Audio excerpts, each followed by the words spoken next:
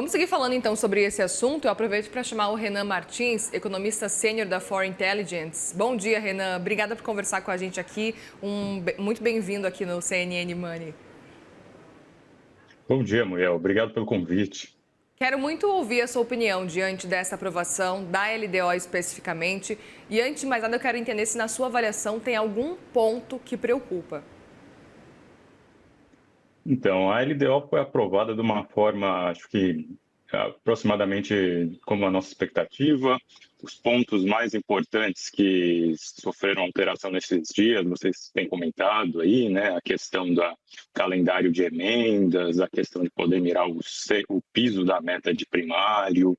Eu diria que, no geral, a LDO está seguindo mais ou menos o que foi aprovado nos anos anteriores, as mesmas práticas, com algumas pequenas modificações. Portanto, não preocupa assim, grandemente em relação ao fiscal do ano que vem. Entender um pouco mais, Renan, olhando especificamente para alguns pontos. Olhando principalmente para emendas, a gente tem essa novidade especificamente que é a previsão aí de um pagamento de um pouco mais da metade delas, pelo menos aí até julho, junho, levando em consideração que é um ano eleitoral e a gente sabe que é um movimento que naturalmente os parlamentares precisam ter num período político. Como é que você enxerga isso? A gente teve o presidente Lula falando no dia de ontem que acha um absurdo esse movimento de pagar as emendas parlamentares aí até o meio do ano, mais 50% aí até o meio do ano, inclusive. Como é que você está enxergando esse cenário especificamente? Porque a percepção que a gente tem é que a LDO, cada vez mais, a cada ano, vai incluindo mais emendas. Pois é, do ponto de vista político, as emendas sempre serviram como moeda de troca entre o executivo e o legislativo. Eu entendo que a questão de um calendário para pagamento de emendas surgiu do que foi observar, a necessidade desse calendário surgiu do que foi observado neste ano. Neste ano, eu tenho os números aqui, até o dado de junho, né, portanto, primeiro semestre de 2025, do total de emendas, o governo liberou apenas cerca de 17% para o pagamento dos congressistas. Então, a forma que isso tem sido conduzido pelo executivo tem sido um pouco irregular, né? Então, o ideal seria que pelo menos a gente tivesse um cronograma, algo aproximadamente equivalente todos os meses. Esse ano em específico, olhando os dados, a gente percebe que o governo não quis liberar emendas no primeiro semestre. Daí a pressão feita pelos congressistas para esse calendário. Então, digamos que o calendário em si não é preocupante. O que preocupa mesmo, como você mencionou, seria o valor total de emendas no ano.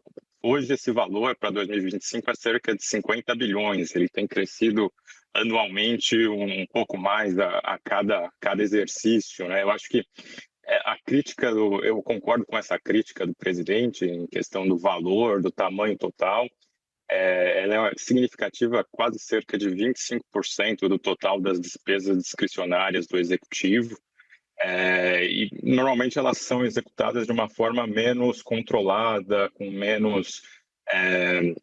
um pouco menos de supervisão das autoridades competentes. Então, nesse sentido, é preocupante o valor. O calendário em si, eu diria que ajuda a regularizar os desembolsos ao longo do ano.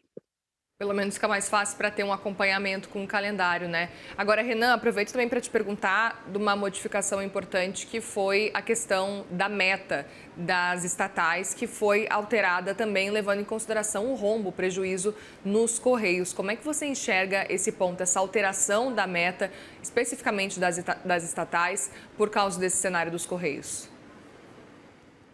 Pois é, nos últimos anos temos visto uma deterioração aí do resultado primário das estatais. No quadriênio anterior do último governo, elas conseguiram alcançar superávit, resultados bastante positivos, e essa deterioração agora nesse governo tem sido assim bastante gradual. Todo mês ou todo bimestre é possível ver um pouco de deterioração.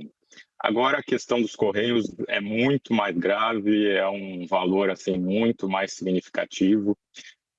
Preocupa bastante a forma que o governo vai fazer para equilibrar essa conta, para tentar trazer um plano de reequilíbrio financeiro para essa estatal.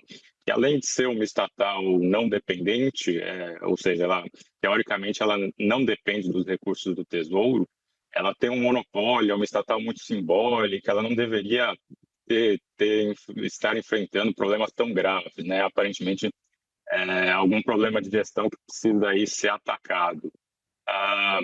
A meta ser flexibilizada, eu acho que é só um reflexo do problema muito grande que foi observado, que já está descoberto, e não tem saída fácil para isso. Seria, então, mais uma das várias exceções que o governo tem sugerido, aí eu tenho aprovado para as metas de primário, que hoje já somam cerca, para esse ano de 2025, são 50 bilhões de exceções na meta de resultado primário. Então, no ano que vem, vai ser aproximadamente 50 a 60 bilhões, acrescentando essa exceção de 10 bilhões dos Correios. Pois é, esse é um ponto importante e queria entender o quanto que na sua avaliação, olhando para o próximo ano e com essas alterações da meta, se isso vai abrindo inclusive precedentes para próximo ano LDO também começar a fazer movimentações como essa, e aí a gente vai vendo no fim das contas uma bola de neve, né? Com certeza, Muriel. Quando a gente vai observando, né, as exceções começam devagar. Primeiro foi a PEC dos precatórios, que tirou um pedaço dos precatórios da meta de primário. Depois veio a questão do ressarcimento dos desvios do INSS. Em seguida, a questão de retirar parte das despesas de defesa. E agora, a questão dos Correios. Então, o precedente foi aberto mais uma vez e essas exceções podem se multiplicar. Eu diria que, dado que a LDO já foi aprovada, já foi sancionada, para o ano que vem não devem vir novas exceções, talvez mais para o meio do ano, pode ser que eles façam alguma alteração desse projeto, surjam novas exceções, mas por enquanto, para 2026, são essas 4 ou 5 despesas que nós vemos como exceção para 2026. Perfeito. E aí, outro ponto que eu queria entender, o quanto que, na sua avaliação, o cenário fiscal está preocupando? A gente, todo fim de ano, discute isso. Na verdade, uma preocupação que dura o ano inteiro, né? Parece que esse ano ficou um pouco ainda maior a preocupação, ela foi aumentando, mas no ano passado a gente viu uma preocupação muito grande, principalmente depois que existiu ali a divulgação da questão do imposto de renda, da isenção do imposto de renda para quem ganha até 5 mil. No ano passado, isso. Agora, com a compensação, parece que realmente o mercado como um todo precificou esse cenário, já não se assustou tanto, mas eu queria entender como que você enxerga ainda esse cenário fiscal e o quanto que ele preocupa daqui para frente, levando em consideração a questão dos precatórios também e levando em consideração o arcabouço, que a gente tem visto aí muita gente falando o quão fragilizado ele está agora. Pois é, o arcabouço ele nasceu em 2023 como uma forma de tentar vender um regime fiscal sustentável, mas na prática não é isso que nós temos observado, né? O arcabouço já nasceu bastante flexível, foi sendo adicionadas novas exceções, como essas da meta de primário que eu mencionei, outras aberturas de despesas fora do limite de gastos. Então, o arcabouço, como ele está concebido hoje, ele está sendo remendado ano após ano para durar somente o curto prazo. Ele vai conseguir entregar as metas de primário, o governo conseguirá entregar as metas de primário em todo esse período, mas se a gente for olhar o resultado primário cheio, sem as exceções, ele está entregando ainda fortes déficits primários, né? Então, assim, a utilidade do arcabouço em si tem sido bastante reduzida, ele está muito fragilizado.